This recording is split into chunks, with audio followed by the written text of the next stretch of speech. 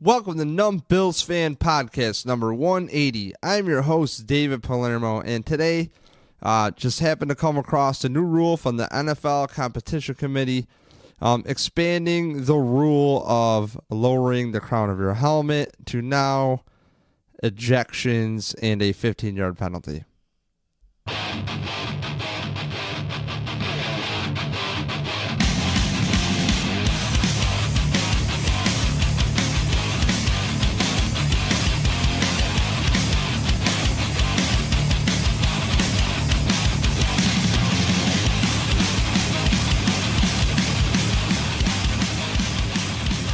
All right, well, so here's where I'm at is, in a nutshell, the NFL has created another rule that has a lot of gray area. And they created a rule where really, I don't think it was enforced that much, where if you're pretty much, think Adrian Peterson while you're running the ball, right?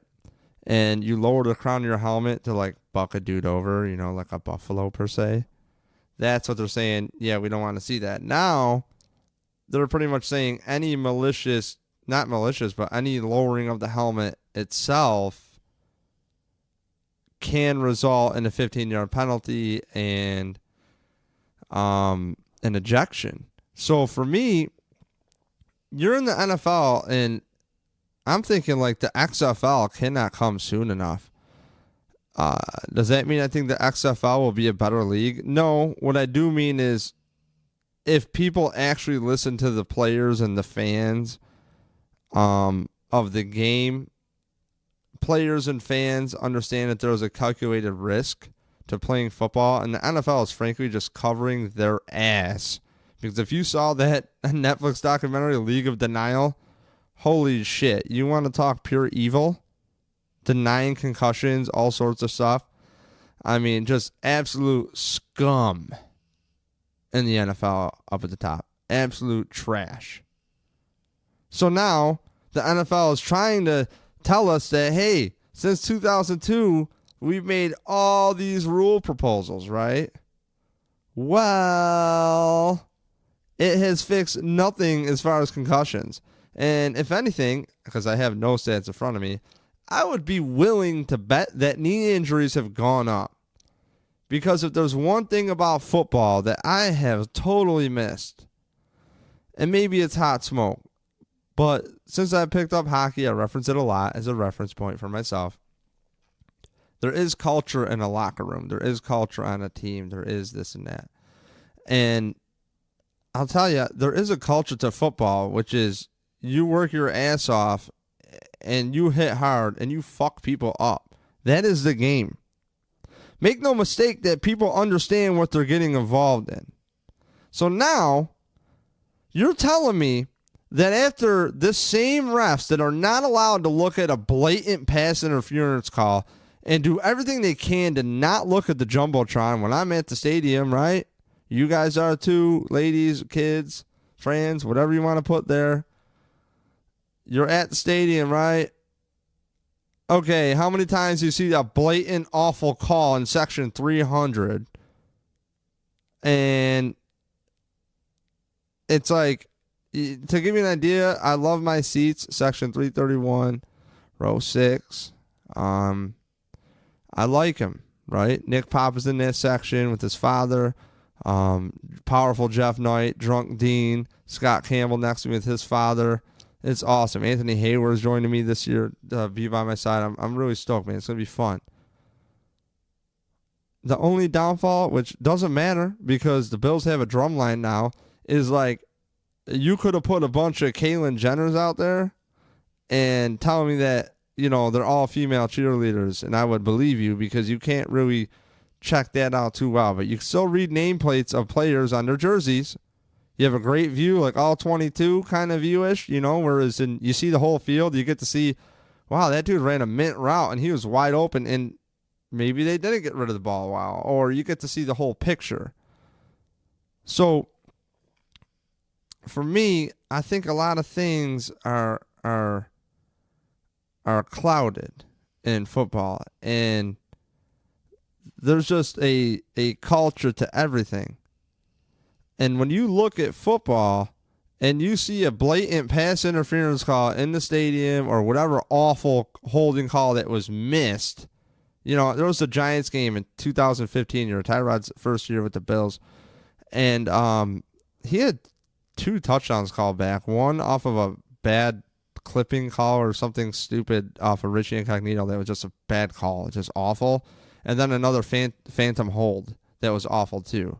And I think one of those was like a nice Tyrod touchdown running. And, this same crew is just going to get together and add another rule to the gray area, which is, something happened really fast and we have the technology to review it. But you know what we're going to do? We're going to huddle up and talk about what we think we saw. And we're going to do everything we can not to look at anything that might have any kind of technology to look at this shit. So one of 2 fucking things are happening in the NFL. The mob is not the mob, but I should say, sorry, retract that. Don't know anything. But maybe, how about sports gambling is a real fucking thing? Okay? And the more gray area you have, the more control you have. Whether this is some rabbit hole I'm going down or not, because we find out about NBA refs like Tom Donahue who go to jail for working with the mob and having influence over gambling. I mean, come on. How did Vegas start? Let's get real. Come on.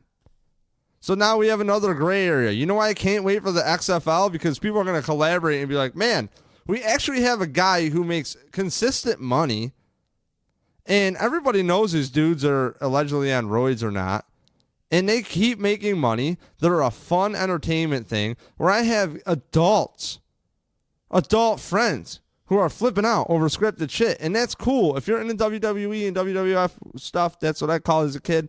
Cool, man. I used to watch as a kid a lot. I loved watching old VHSs of the little mini rings and early WrestleManias, but I don't know shit. My dude was Tatanka, and Tatanka ain't fucking around as far as I know. And Undertaker, I thought that dude retired in 95. I'm not going to go down this road. Anyways, so I know nothing about wrestling. I ain't even going to pretend.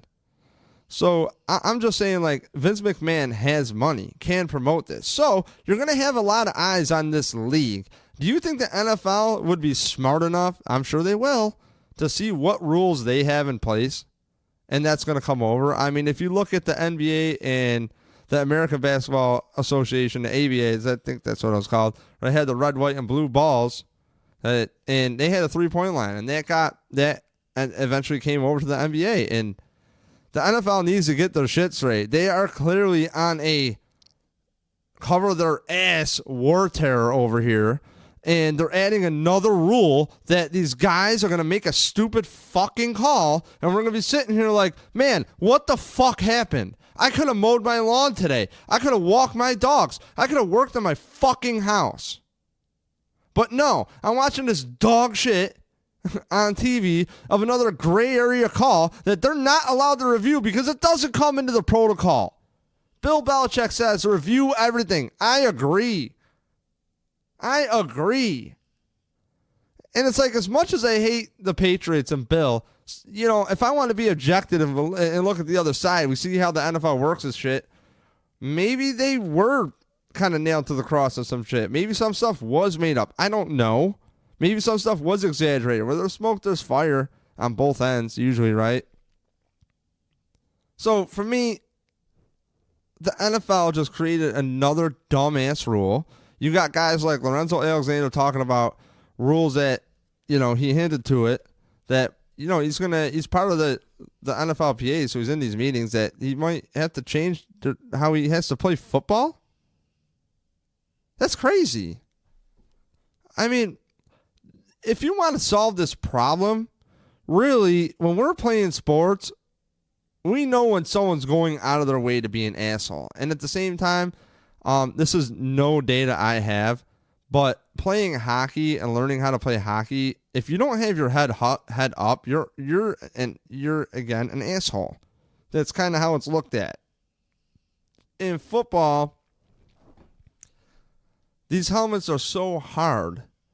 Obviously, we know this. We've heard this a million times. We're not going to break down a helmet, but I've definitely done a great face plant on my BMX bike. I still have a fake retainer tooth. I have my lip stitched back, concussion, all sorts of crap. I was like 18. I just had my braces pulled off too, like 3 months prior. Mom was not stoked. But I found the skate park and I face planted and I double case, if you know what that is. I cased my front wheel and then my back wheel sent my hands underneath my bars. And I was coming off like a 4-foot sub box off of a 6-foot quarter, and I sucked. And I was just double pegging and trying to come back. And I did it a bunch. I just got lazy and tired. And then I guess I blacked out after I hit my face. And who knows? Maybe it explains why I am the way I am right now. But, you know, that helmet, I don't know how much that helmet really does. Do you know what I mean? And the thing I never understood with football helmets is they are so goddamn compact and tight and squishing your head that it's almost like when I wear a helmet doing construction. Example, I did work at Batavia Downs like 15 years ago, and I had a hard hat on this little Baker scaffold, if you know what that is.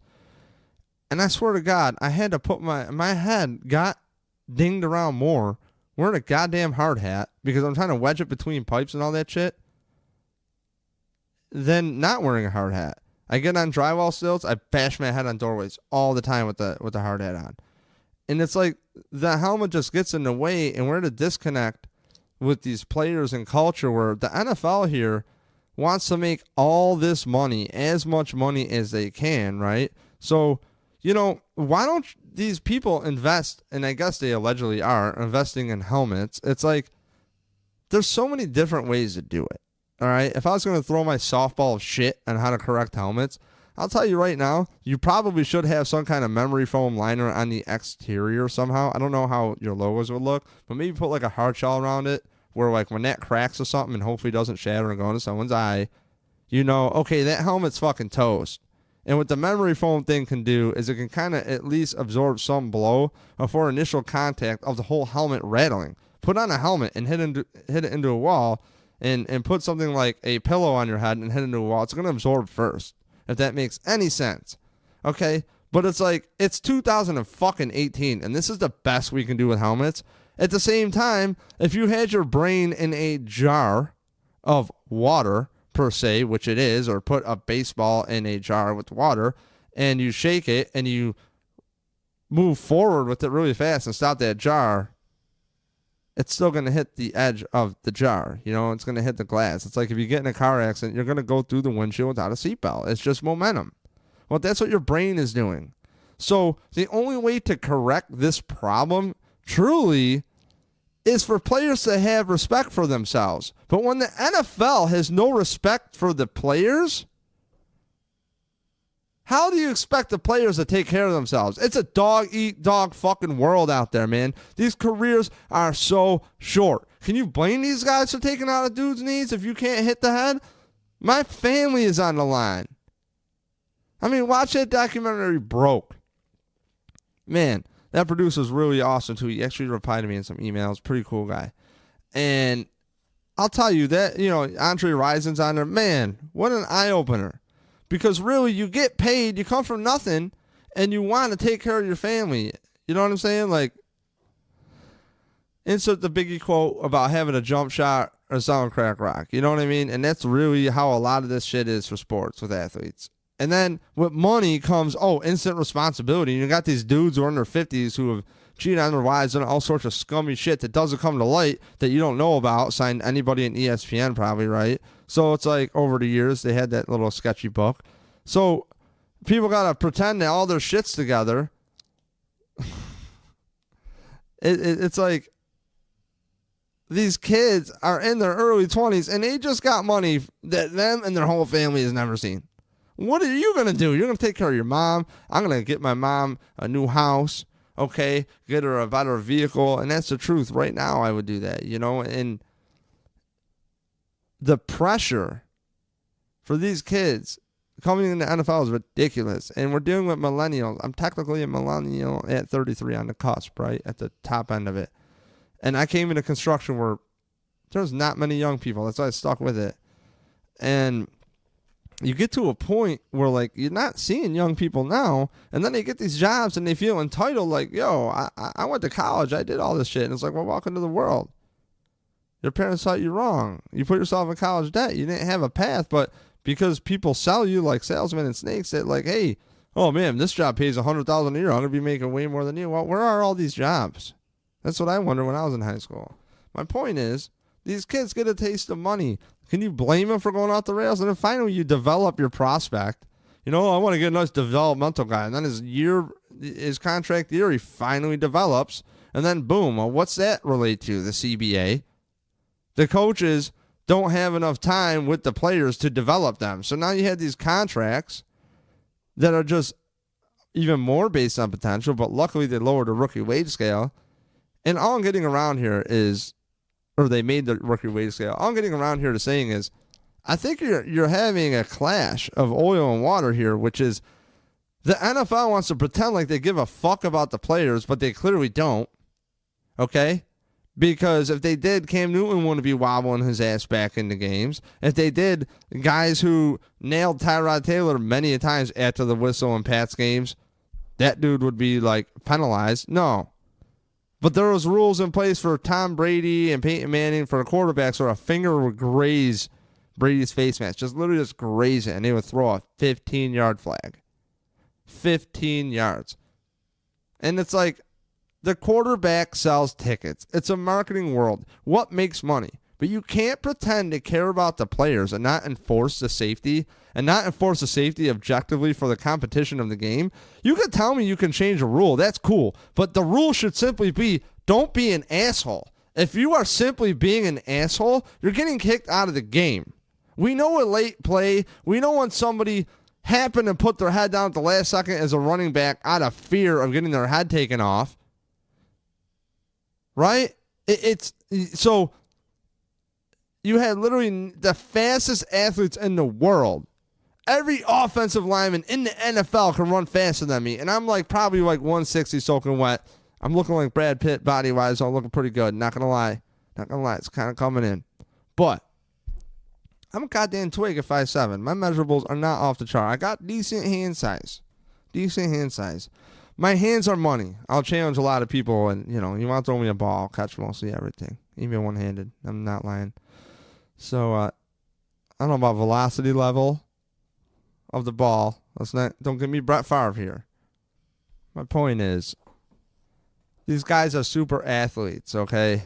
They are on the cutting edge, you would hope, at least, if you're investing in these athletes, of taking care of their bodies.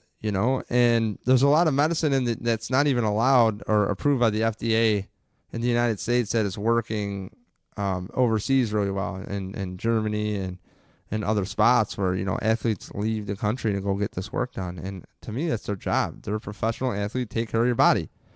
But to expect these guys to change the culture of how they play overnight, I mean, you had Greg Williams allegedly with the bounty scandal, right? And it's like, that's culture of football. It's just a mean game. At the same time, there's things that the NFL could do, like looking the other way with marijuana and not making it a big deal where it helps concussions. It helps concussion syndromes. I mean, there's so much research about marijuana, and yeah, I understand that most people who listen to sports talk are more on the conservative type. I get it. But this is coming from somebody who didn't touch weed till 29. You know what I mean? I was straight edge for years. And I didn't, I went not drinking from 21 to 29. Who's counting, right? But I understand the most soberest of lifestyles you can have. I really do. I mean, sex is a different story. That's something that, something that is an issue for a lot of people. And then I empathize with that. So it's it's, because you don't drink doesn't make you a better person. It's just, how do you treat people to me in general? And I'll tell you, this weed thing is very blown out of proportion. And again, another thing of the NFL not giving a fuck. Because they would rather have players get on scripts because those guys help pay the bills somehow. I mean, the pharmaceutical industry, do I have to get into politics? I'm not. But do some damn research. Can I tell you where to go? No. Shoot me an email. I'll send you an email back. Dave@numbillsfan. Or send me a tweet. I'll send you anywhere you can find. If you want, honestly, follow Tinfoil Hat Podcast. Really awesome podcast. And they kind of dive into different conversations. that, maybe go down this hole of like, you're not going to hear about pharmaceuticals through mainstream media, But why is it okay to have people go on these pain pills? We all know somebody within a degree or two who have unfortunately had a pain pill problem or have had a pain pill problem and progressed to, say, heroin and maybe even pass away from it. And when you have more heroin coming into the United States like now than ever, it's just kind of weird, right? That there's a heroin epidemic now. So what I'm getting at is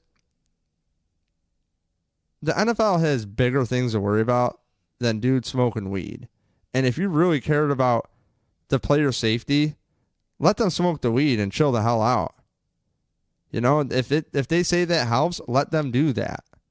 If you care about player safety, how about you make a full effort instead of just doing damage control? Like, cool, you get white Eli Manning on saying, like, pretty much don't beat women after the Ray Rice video is out there. Good. Because Eli Manning's that nice white boy. Great. This is how things should be. Like, the NFL needs to stop doing this is how things should be bullshit. Okay? And really just look at themselves objectively and go, what can we do here to have fair rules in competition? We understand the risks. You must understand the risks. And have a full-fledged effort from start to finish around 360 degrees of caring about the players and the people who work for you. You can't, you hear that in negotiations that players' injuries, going out there and playing and getting injured for them is held against them. And then they're rushed out there. I mean, Terrell Troop was spouting off on Twitter a couple of years ago about how the Bills treat him. They rushed him back and ruined his career. Right? And it's like, people look at, man, Terrell Troop is a second-round pick, and some assholes are busy out there tweeting him in. We got Terrell Troop instead of Gronkowski whenever Gronkowski blows up. How do you think that feels as a human being? You're a second-round pick, and where he was drafted, he's touted to be a first-round pick. That was, I think, C.J. Spiller year, pick 9, second round, right? So it's a brutal life. It's just, I want to see the NFL genuinely care about the players. I want to see the players understand that, hey, this is a business. You need to show up, and you need to be a professional. But really, the NFL is turning more and more into WWE as we talk about it. The more we talk about it, this is really just like adult world WWE. It's all bullshit. These combine numbers don't really mean that much. At the same time, it is a nice way to sort through and figure out, this guy's competition level was this. And, I mean, Antonio Brown's a nice guy. You look at his combine numbers, and he ain't, like, off the chart at all. But, like, he was making people look stupid in college so much in his smaller school where, it almost looks too good to be true. Like, oh, man, this dude's just that good. Or is his competition that bad that he's going against? Meanwhile, his stuff translates. He's not the fastest guy. But in the NFL, it's a different game. You have to be not only a smart football player, you have to be a responsible human being. And when the NFL is trying to paint a picture that they care to us, so I spend my money on my season tickets, and I can't even, like, year after year, there's like a broken TV, and I'm paying all this money for these stupid tickets, and I'm in line in the cold, and there's a coffee stand that don't have enough cream and sugar in it, and it's got the cream and sugar in there from last week, and it's like, how hard is that job? I'm giving you $690-something, I think, for one ticket times 3 a year, and I have a hard time selling them sometimes, so some people get free tickets from me, and I'm getting rid of one this year. But it's like I invest all my hard-earned money that you guys want to prey on me and grab Buffalo Bills talking to you, and you can't even have simple stadium amenities, like simple shit that you can control. I shot tweets out to the Bills jokingly, like, hey, there's some facilities. I am a subcontractor. I will gladly, to the Bills, come out and make a list of what needs to be fixed in a stadium. I don't know if that goes through the town of Orchard Park or what. But the NFL needs to step up its standards. You're charging more than ever. You still think you have a premium product. Your product is fucking garbage. The Patriots had to play. You know why I didn't do a podcast about the Super Bowl? Here's why. The Patriots had to play one objectively officiated game all year, and they lost. Okay? Thank God to those refs. And I forgot the dude's name because he reffed that game differently. They reffed that game differently than every other game. They made that game look like that's what a cut should look like, okay? And that Super Bowl was a fun game. It was great. I loved it. I had a great time watching it. And it proves my point that you don't need a Tom Brady to win the fucking Super Bowl. Nick Foles did it. Like, are these guys rocket scientists, or are they just putting players in position to succeed? And that's always been my trend. That's always been my thing. What can you do? You know, hockey. I noticed that, like, in the locker room, I'm like one of the only ones that actually say shit about, like, positioning sometimes, you know, because people embedded it on me and they're like, yo, dude, you got to cover the point. When I was learning how to play wing, I'm like, what the hell is the point? That's where I was. You got to get the puck out of the zone. What's a zone? Like, I could play NHL, like, on PlayStation with you. I can do all that shit. I know how the game works. I understand offsides. I understand icing. I understand the basic rules. But as far as, like, technique and terminology and all that shit, I'm, like, new. I'm like 3 years into it and started from wobbling. Couldn't really skate, you know. But it's all about communication with players and finding out what they do well.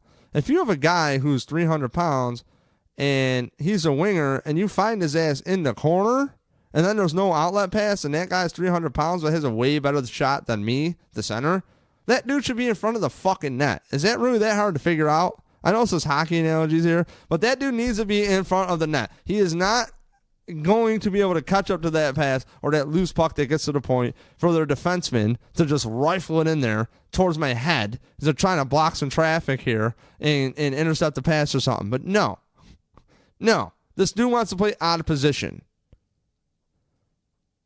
I thought it was hot smoke with McDermott and this whole culture bullshit, but maybe they finally got me too. Because I'll tell you, man, you got to have people who want to work together.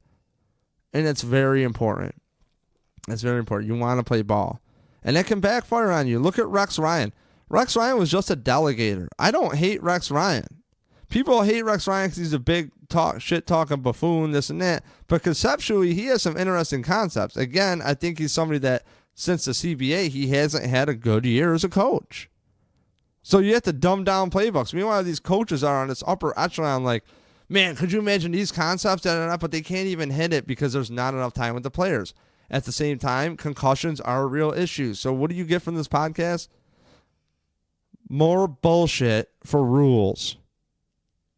That's it. And I only covered one of them today. We'll get into the catch rule in another podcast. But this has been podcast number 180. I'm your host, David Palermo. Always tune in to punchdrunksports.com. They have a podcast network coming up. Website should be up within a couple weeks. Pretty stoked. Also, don't forget Grandstand Sports Network.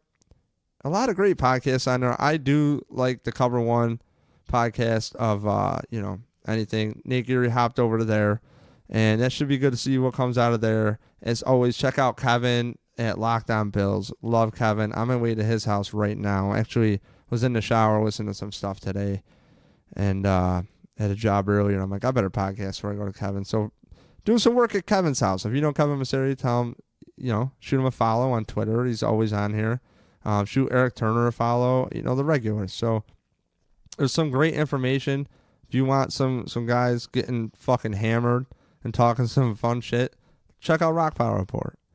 Chris and Drew are good dudes. There's a lot of good content.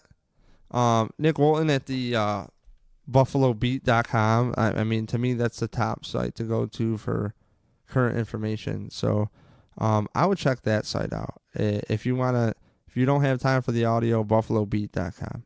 So check all that out. I'm your host, David Palermo. It's been episode number 180. And title's in the description. Take care.